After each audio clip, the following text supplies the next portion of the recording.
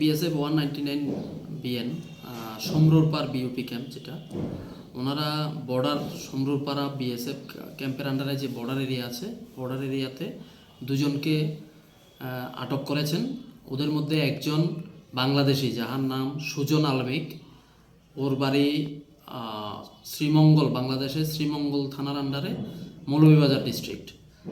আর আরেকজন ছিলেন মতিলাল মুন্ডা, বয়স 35, ওর বাড়ি মনোভেলি এলাকাতে।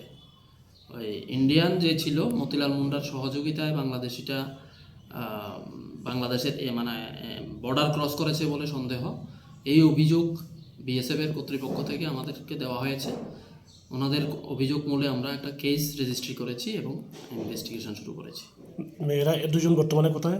আজকে আমরা ওদেরকে পুলিশে কোর্টে আমরা ফরওয়ার্ড করেছি, ইনভেস্টিগেশন জারি আছে। বাংলাদেশের নাগরিকের বয়স কত হবে? 19 বছর। আর ভারতীয় নাগরিকের?